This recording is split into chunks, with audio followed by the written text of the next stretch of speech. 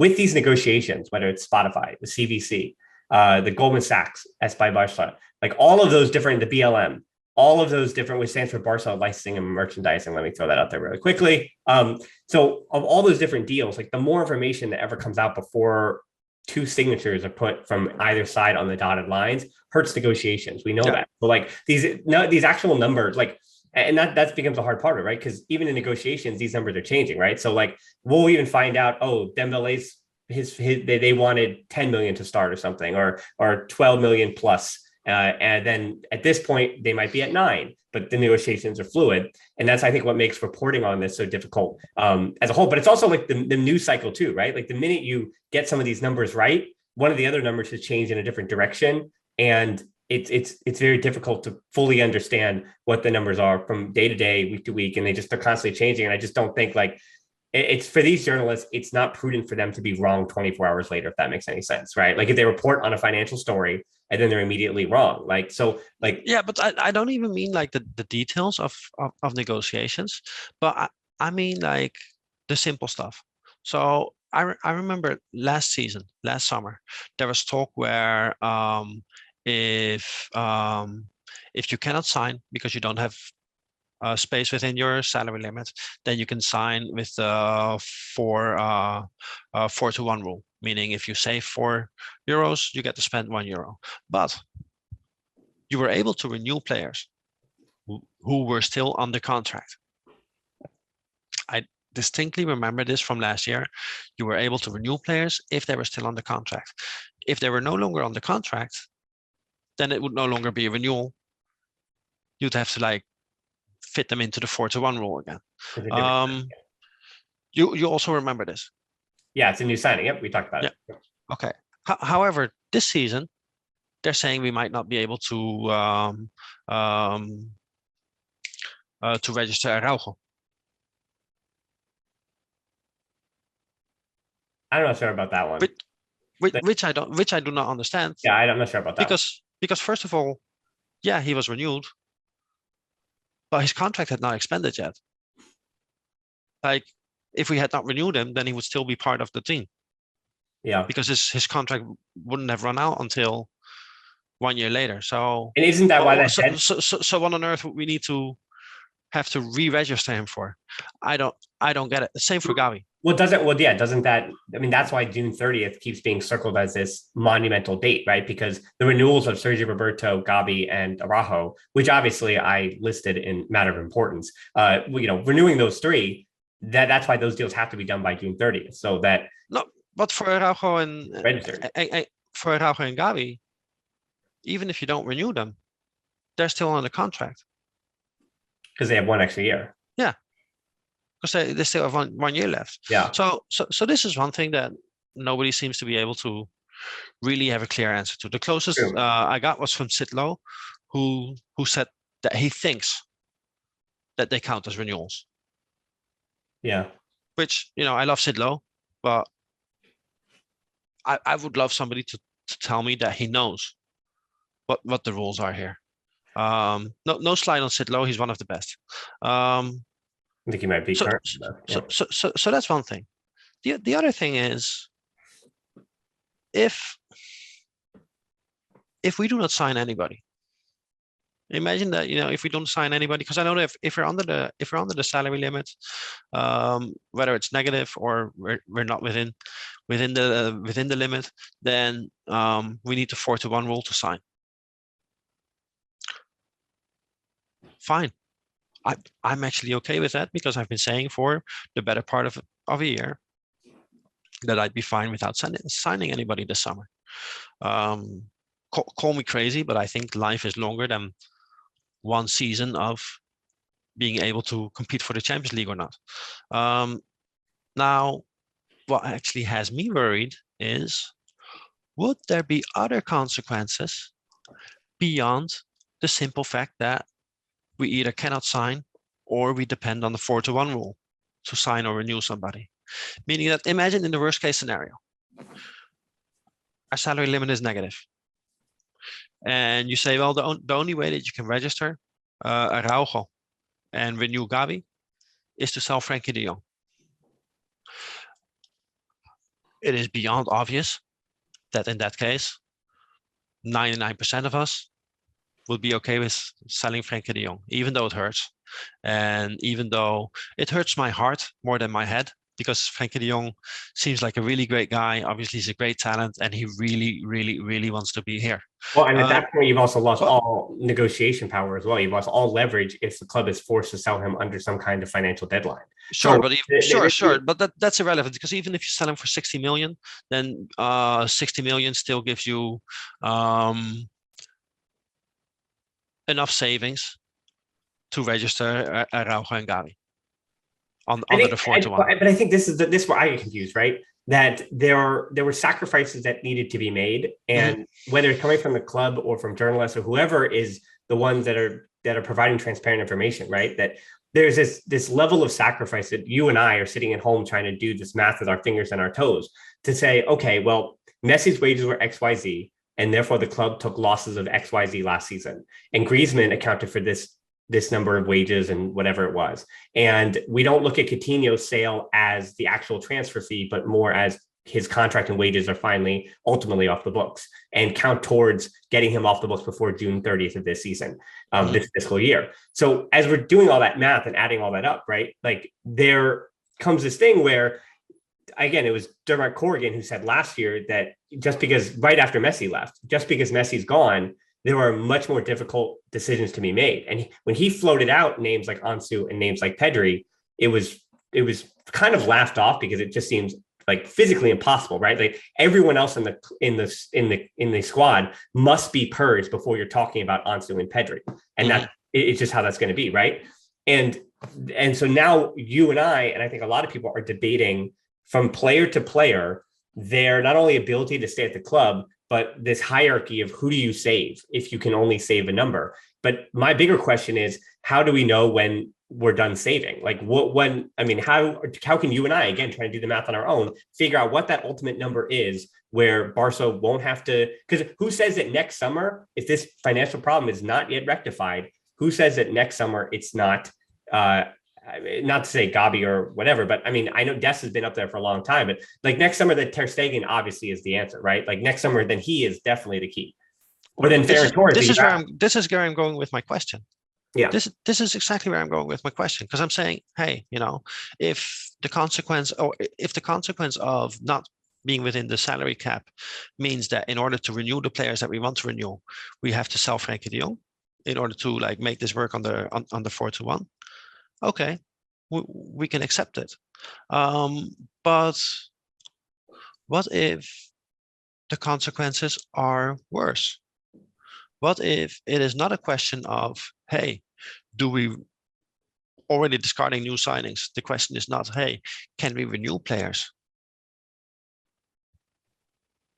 What if the question is, well, if we are so far in debt, not only can you not sign players, not only can you not renew players, you are actually going to have to start selling players. If not, the club will go into administration because it's defaulting on its debt. It's not paying its debts to the creditors, to the banks, to the clubs who we own money to.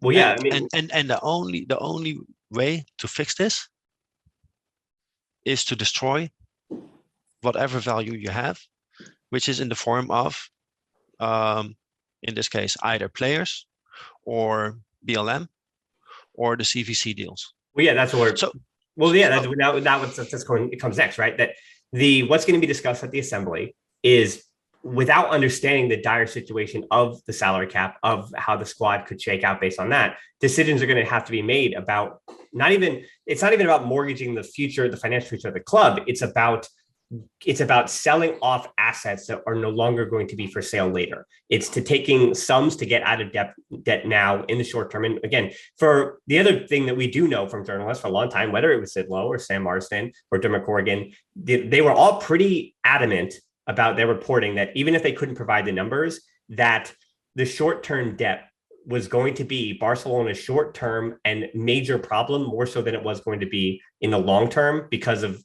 Barcelona as a financial asset, as a brand as a whole. So with I mean, a short-term problem is never a long-term problem. So of course not. So anyway, but what I'm saying about like the television rights, as you said, the BLM, like these break glass in case of emergency moves. And, you know, I think the optimistic part of me says that the divine hope is that this break glass moment, and with revenue recovered at the gate after the pandemic, plus money expected when Espai Barca is finished, plus money made as the squad recovers as well financially.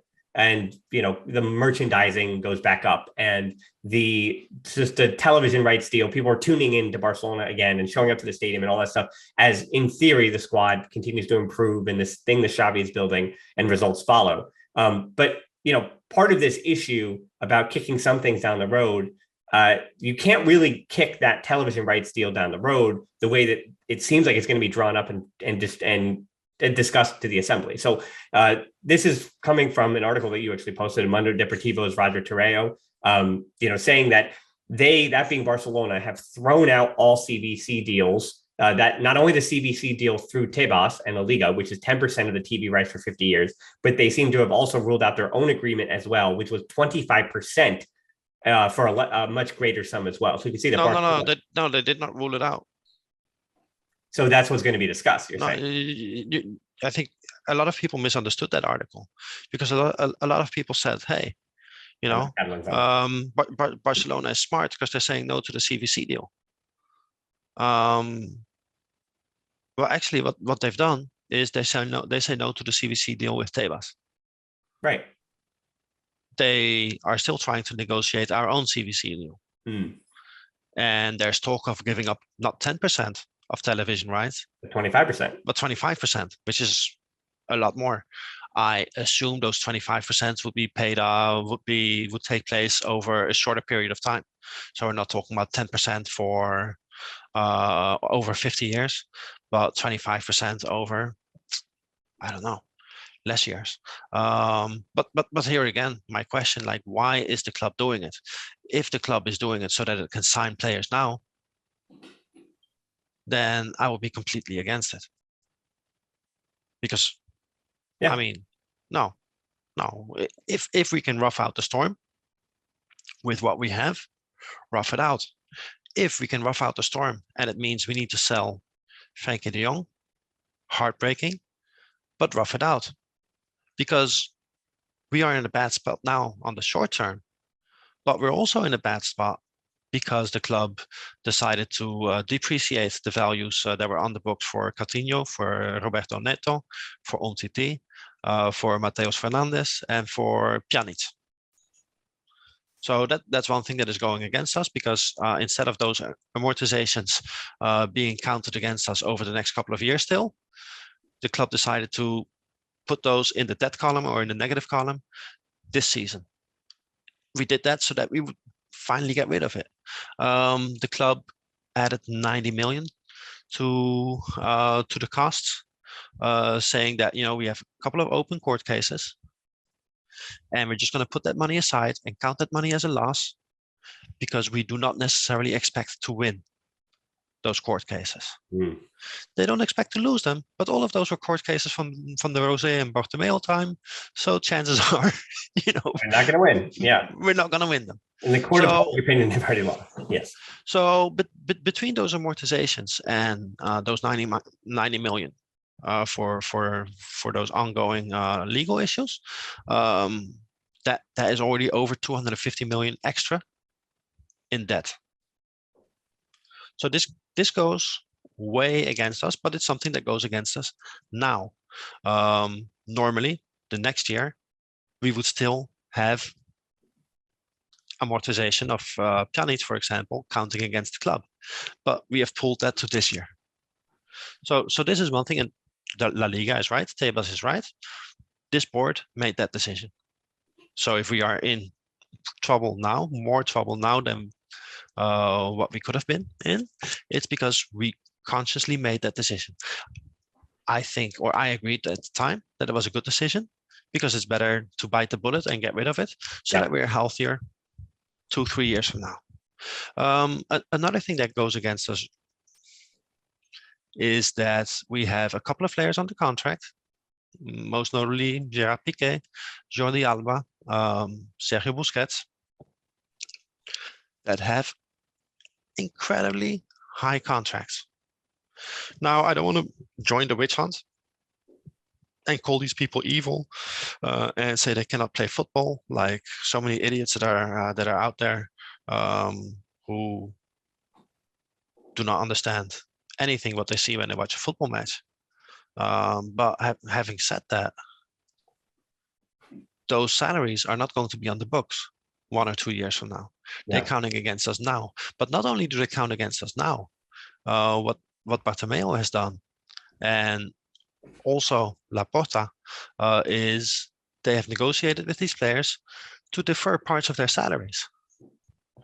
So that money that they were not receiving 2 years ago is going to come to them in the last years of the contract. So right now we're in a situation where these are the numbers that we don't really truly know. Like Pique's 80 million. Like we're not sure that's yeah, the number reported, but we don't know if that's true or not.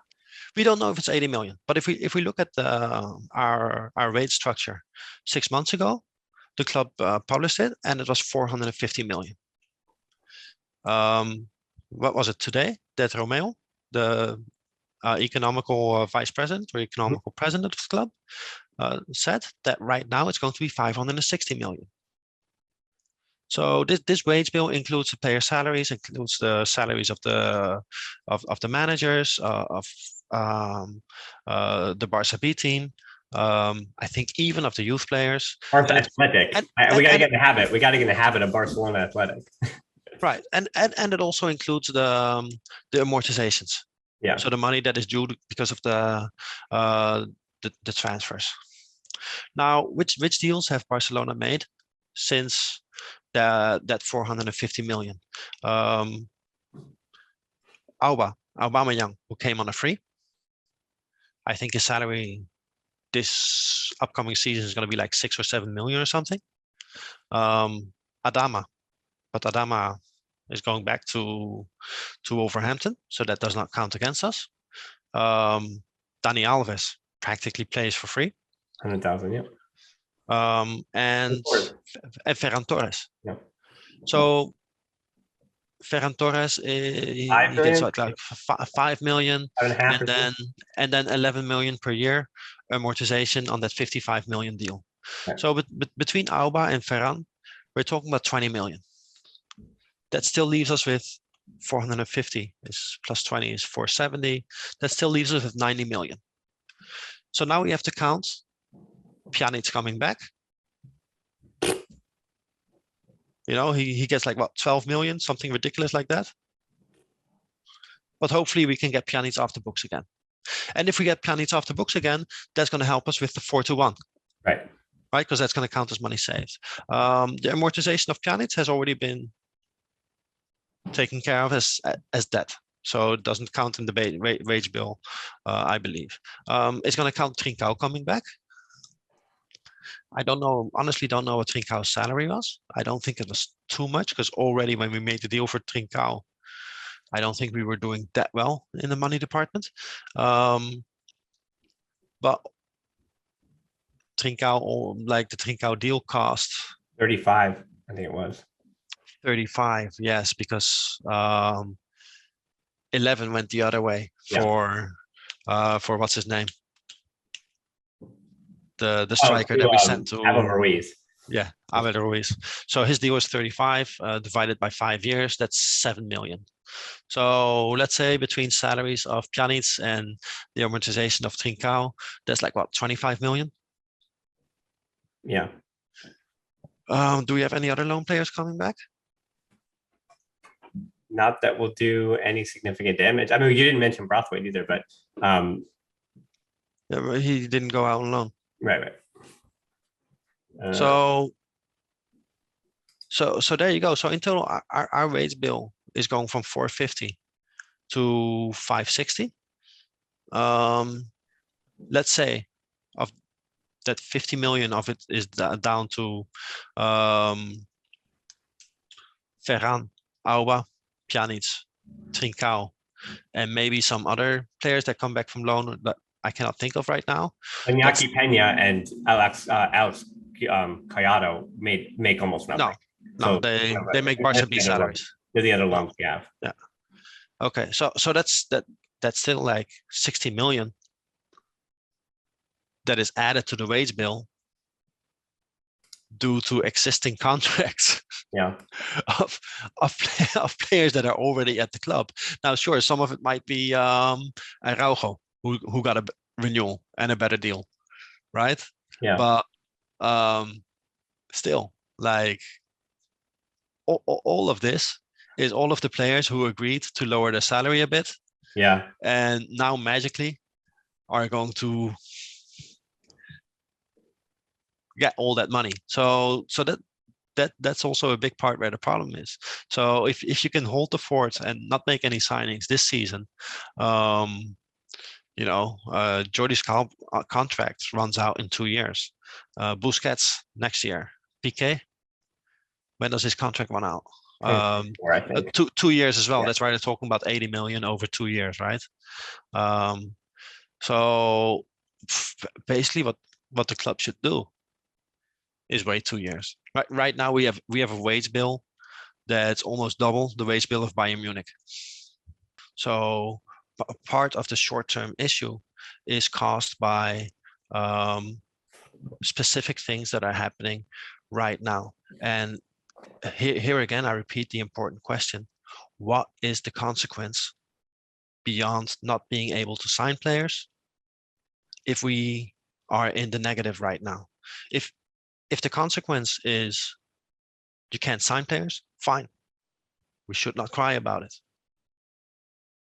If the consequence is you're going to have to sell Pedri or Ansu Fati, then yeah, maybe start selling off BLM and maybe even consider the CVC deals, which will hurt us in the long term, just not to lose all of the talent that we have right now, because it would be better to keep Pedri and Ansu and Gavi and Araujo at the club and have significantly less money to spend over the next 10 years than to be able to spend money, but over the 10 years, we don't have Pedri and Araujo and Ansu Fati, because like we're not going to be able to sign them. Right. They'll be gone, and good luck trying to replace them with a bit more money. Yeah, those are transfers you don't replace. That's impossible because you're never going to get those players at your own number. Exactly. However, giving up 25% of TV rights so we can sign Marcos Alonso. No, I mean, it's laughable. That's why we're laughing. Or even like to sign Rafinha and Lewandowski. Like we would be insane to give up 25% TV rights for those players. But are they going to win us the Champions League next season? No. No, Villarreal made it to the semifinals with their squad. Mm-hmm.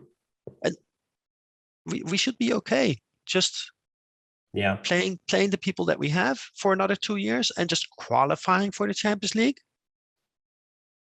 Like don't take on crazy debt and give up TV rights for players that they would improve us, but